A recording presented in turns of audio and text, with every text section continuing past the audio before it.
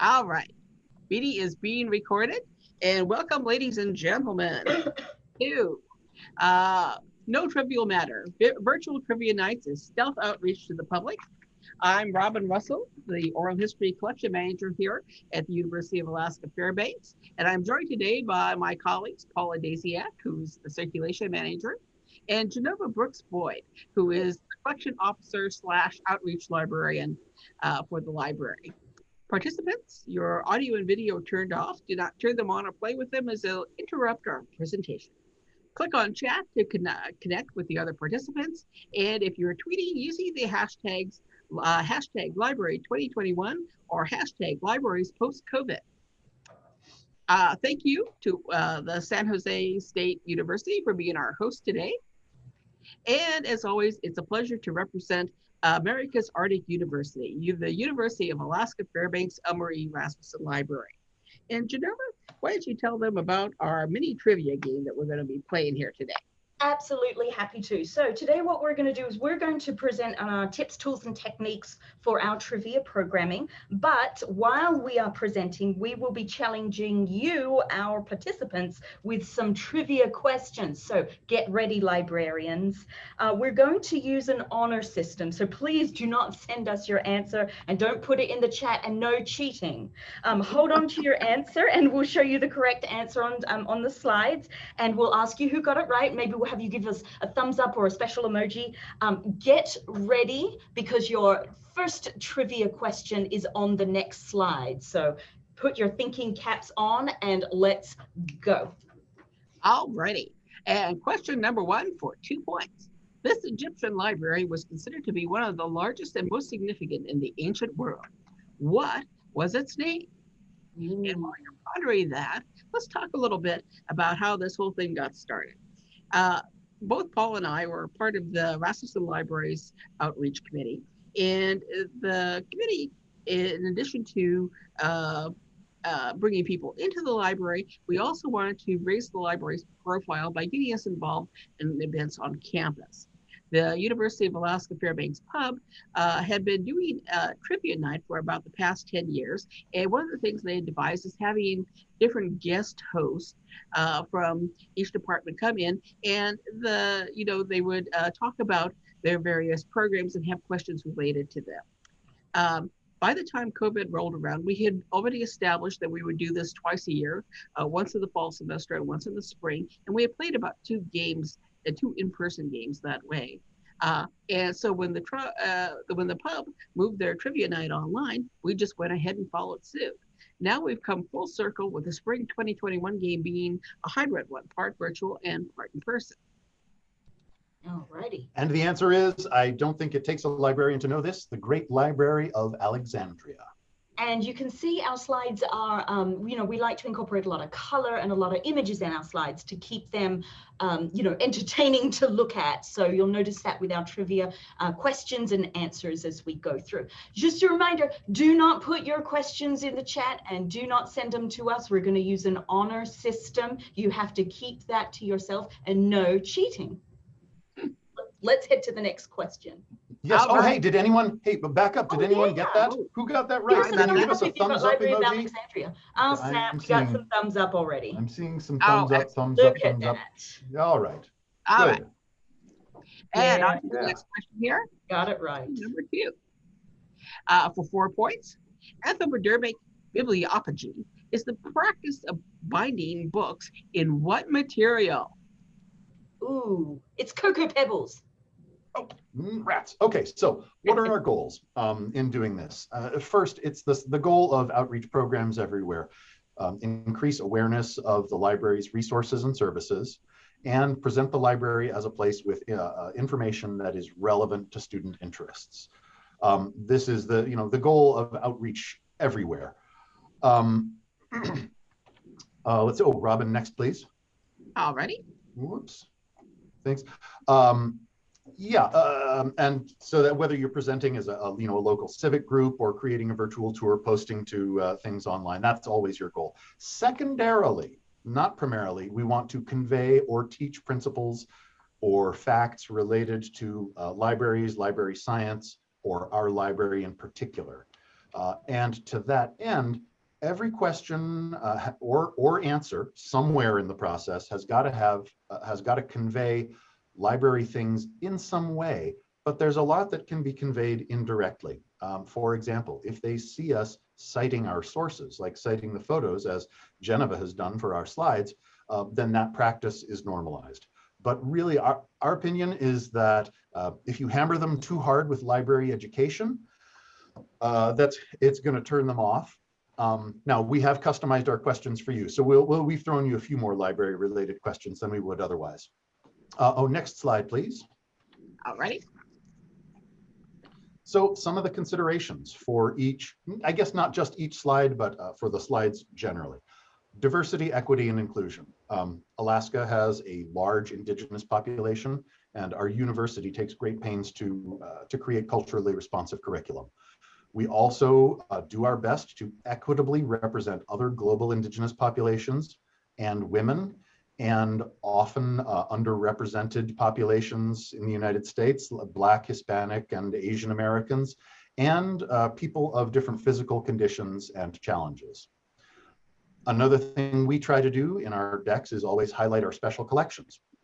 Our library, you might guess, has this almost unparalleled collection of Alaskan, Arctic, and Antarctic materials. And it's very likely that your library has a special collection, or at least some unusual collection.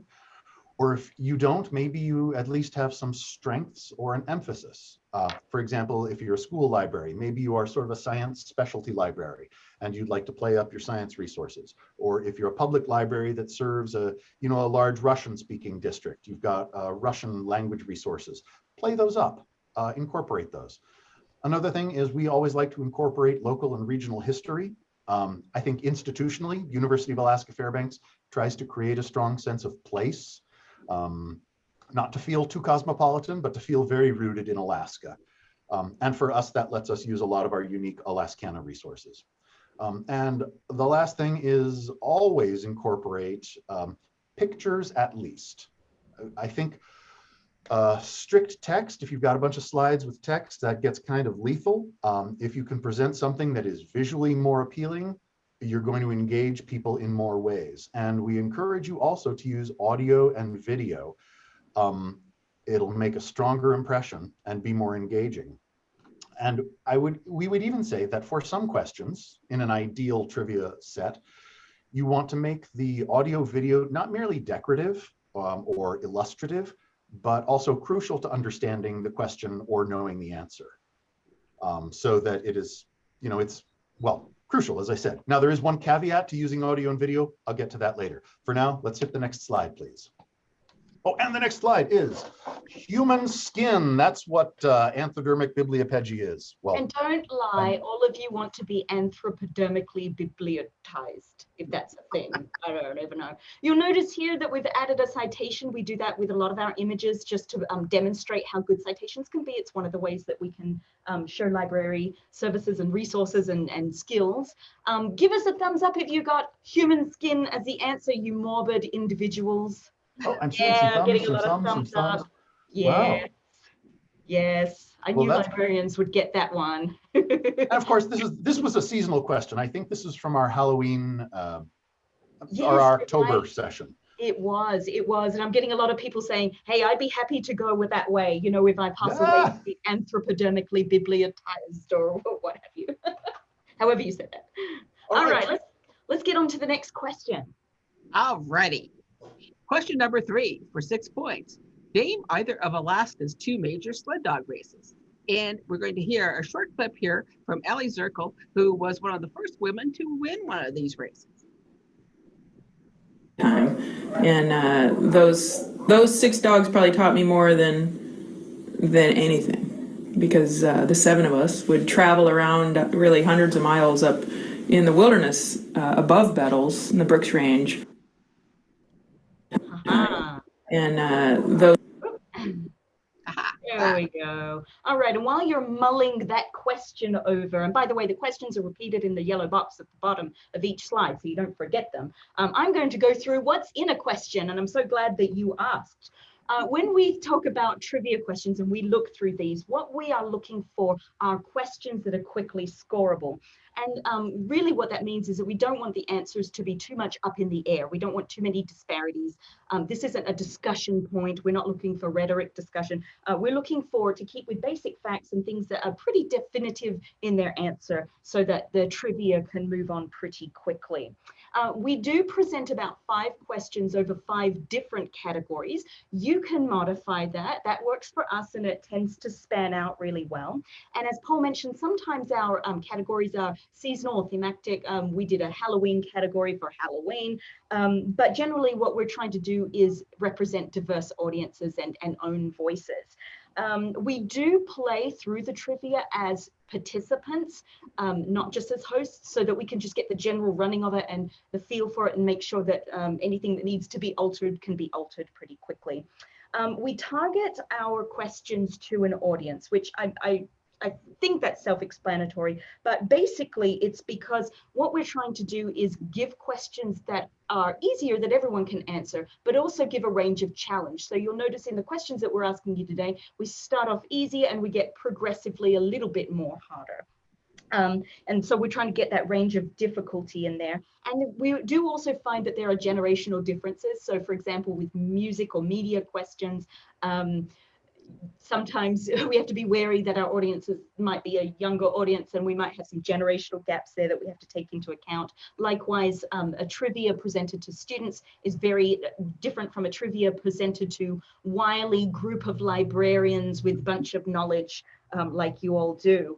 And just the last point is that there is sometimes a difference between in-person and virtual questions and the way that we present. When we're in the room with the participant, we can read the room, right? We get the visual clues. And that isn't always possible in trivia that we do virtually, particularly when we're breaking our teams into breakout rooms where they can discuss the questions and answers and then come back into the main room to answer as a group. We don't get the visual cues that say, hey, we need more clues from you, or we're struggling at this. So we have to think ahead about that and use things like, hey, show us an emoji if you're struggling and you need a clue to this question. So we just have to think about that in advance. And of course, the way that we banter, we do that anyway, but particularly in an online setting, our early bantering and the way that we as hosts get along sets the scene. So we want to do that. It's useful to have online when we get into the rabbit hole of talking about facts and other conversations while people are thinking of their answers, to be able to Google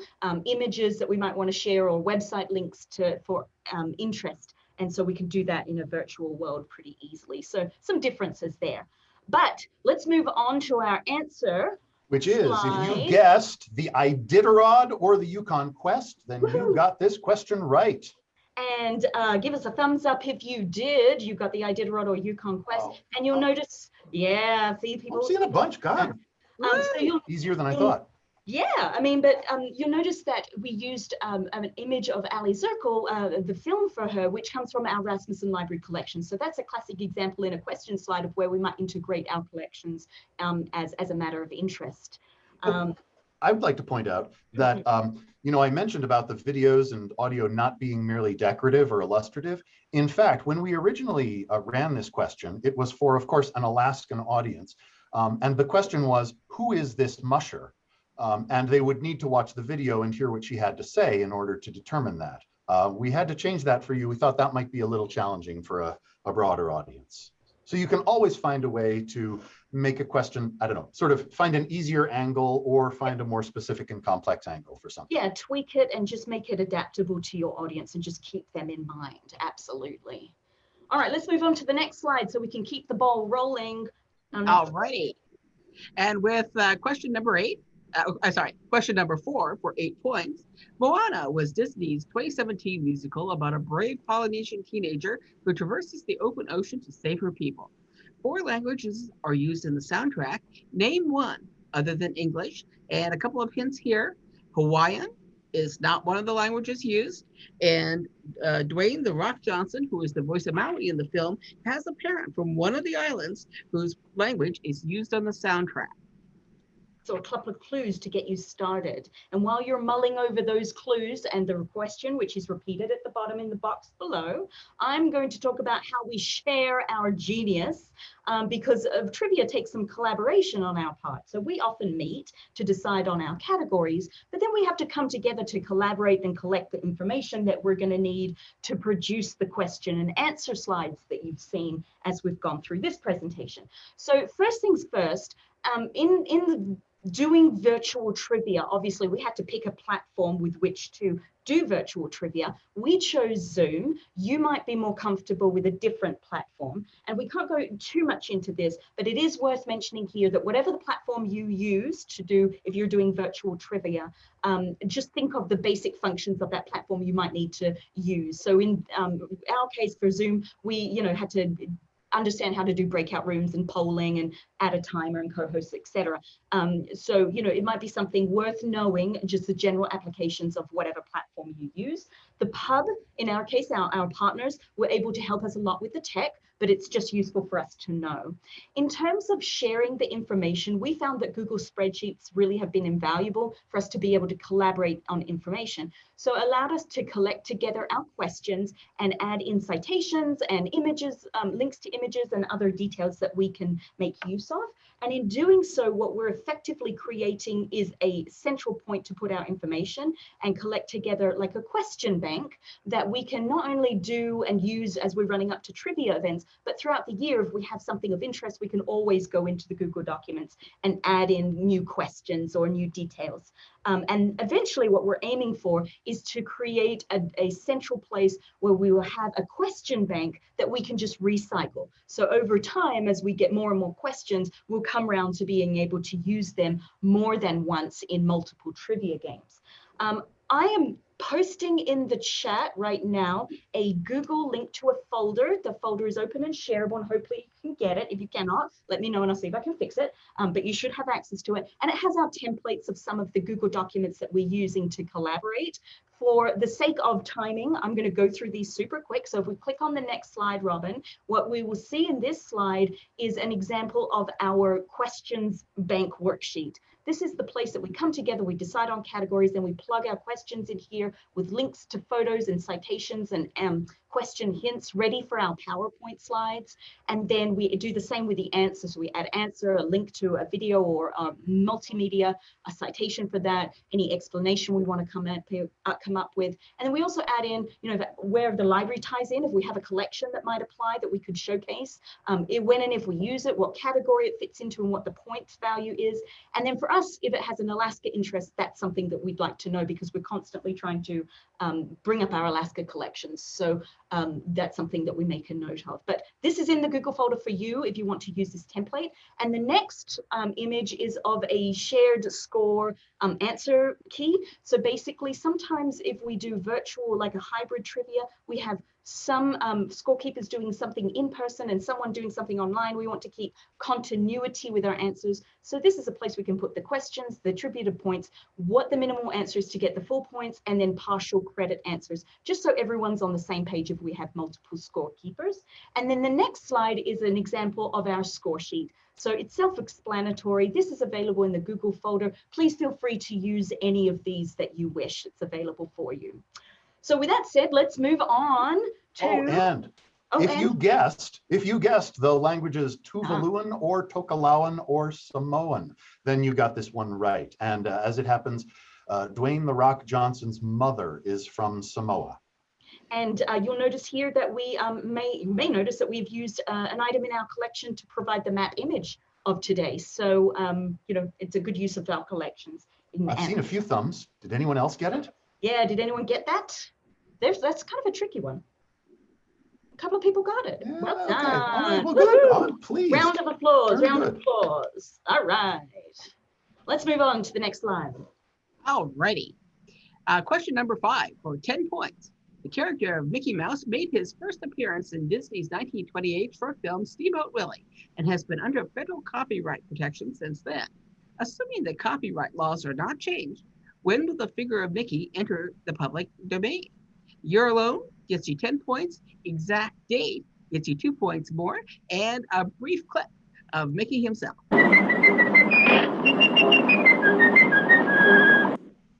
Aw, we love Nikki.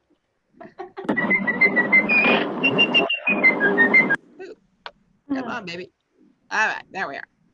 Okay, well, that brings us to the pros and cons of virtual versus in-person versus hybrid. The big plus for virtual is that it's easy to access. As long as you have a good internet connection, you can go online and enjoy the game. You don't have to worry about parking. You don't have to worry about finding a babysitter. And you don't even have to be in the local area to join in. Keeping the score sheets ourselves, which is what we do in the virtual game, gives us opportunity to for sort of post-game analysis, and we see, where we might have gone, where the questions might have been too easy or where they might have been too hard. In-person games, the big plus there is that it's a social atmosphere. You're hanging out with your friends and you're working together as a team to solve goals. In this case, solving the trivia questions. The key to winning in an in-person game is to make sure that you have a mix of players on your team, different generations, different specialities. For librarians, this is not an issue. Yeah. Right? Next. Okay, so not everything, unfortunately, is rosy. We can't come to this and say success upon success. I mean, successes of different kinds, but let me explain. So virtual, as you can see on the slide, it says less attendance than in person. Our pub used to be packed on, I believe it's Tuesdays, with 10 groups, give or take, of 4 to 8 people. And when, COVID closed us down in March a year ago, and they continued with virtual, but the attendance dropped to half to a third of what it had been previously. And that's understandable. People, their classes now, and so much of their any work has to be online. So fewer people participated, maybe more the enthusiasts who were more interested in the competition of the game itself. And also the sessions were shorter. I remember going to the pub at, being there from 8 to 10:30 or 11, a 3-hour pub trivia session is not unusual. We found when we went online that those were more like an hour and a half. And that's because, again, people don't have the opportunity to, they don't want to socialize quite as much on Zoom as they're willing to do when they are, in person, drinking beer, eating nachos, exchanging the energy with each other. Another concern is bandwidth, and I'm not quite sure how much of a concern this is in the rest of the country, but in Alaska, high bandwidth broadband internet is a big problem. And even in Fairbanks, which is a city with a university, in the outlying areas, a lot of people don't have broadband internet. So I would say if you're if you are in an urban area, it's safer.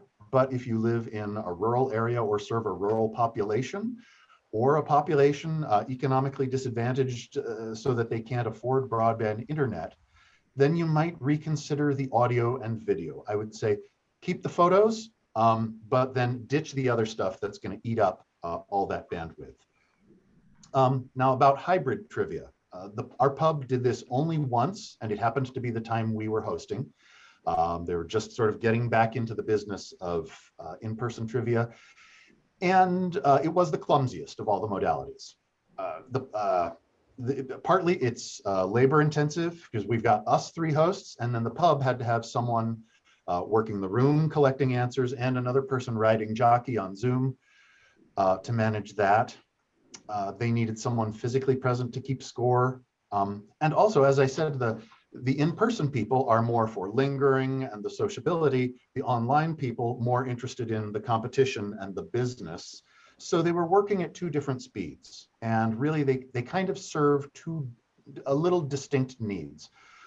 And I don't think they mesh all that well. So our recommendation is that you choose, either do in-person trivia or go all virtual. If you are going to go all virtual, do what you can to make it a social event. Try not to have individual players, try to have people be parts of teams, and then use the breakout rooms where they can discuss things and socialize a bit. Also, as the host or hosts, you can engage individual members of your audience, or by saying things like, hey, who's been to Polynesia? Or have you ever dog mushed? Or what is your favorite public domain work? And with that, let's see our final answer about public domain, which is January 1st, 2024. That's when Mickey is up for grabs. And it might be a matter of interest that this is an extra credit question. So we asked you for the year for 10 points, and then for an extra credit, 2 points to give us the exact date. So an example of a more progressively harder question. And who got that? Yeah. Did anyone get that? I see some, I see. Did anyone get it? Learn your copyright. I am not. Oh, this was more obscure than I realized. Yep. Oh, I've seen just a few. Wow. Done. All right. Well done. Well done. All right. That brings us to our last slide, which is any questions? What conclusions do you have, Robyn? Just saying that you should give this a go. It's a small investment of time and personnel. And Paul, any final thoughts? I would say definitely encourage it to be, if you're going to be virtual, encourage it to be as social an activity as possible. Yeah, and I would say that keep it fun, guys. Keep it fun for the presenters, because if it's fun for you, it's fun for everybody. We have got a few minutes left. Anyone got any questions that they want to ask? Yeah, the chat is open. Well, thank you so much. Thank you. Thank you, Vicky. Fantastic. I hope this helps you. I'm posting in the chat again the copy of the folder link. So if you want to use any of the templates, please feel free to do so. Work on development virtual trivia. Amazing. Oh, thank you so much for all the kind feedback. I'm very glad to hear it. Yay. Hope you had fun, guys. And please feel free to take our templates and make them work for you. Yes, you know, we've learned to do this through a little trial and error. Yep, absolutely. Oh, yeah. And speaking of templates, I maybe should have mentioned this earlier. Just when you're making a slideshow, try to have a template. I mean, you may have to have a few goes at it. Get a template ready that you can just then plug questions and pictures into. That's what I've done. So every time I've still preserved all our branding and our general look, but it's just popping things in there. Makes it so much easier. Oh, I see a question. Wait. Was there any issues doing virtual trivia nights with people using the internet to look answers up? Yes, there always is, and we do run into that. We tend to put a timer on questions when we do online virtual trivia and in person, but there's really no mitigating that. If people are going to cheat, they're going to cheat. You know, we can't control what people do online. At the end of the day, if really the aim is for us to get across our services that the library has, whether directly or not, and to have fun. So, you know, there's only so much we can do, but yeah, sure, people cheat. It is what it is, right? Oh, thank you so much, Ms. Oswald. And yeah, feel free to contact any of us. Our emails are up here and are probably associated with the conference information somewhere. Yes, they are. So please feel free to reach out. All right, well, with this, do we end the recording? I believe that you all probably need to get off to your next session. So if you have any question, want to talk to us. Thank you everyone for coming. Thank you for a great presentation. Thank you, Ms. Tran. I'm going to stop recording now. All right. Okay. Right.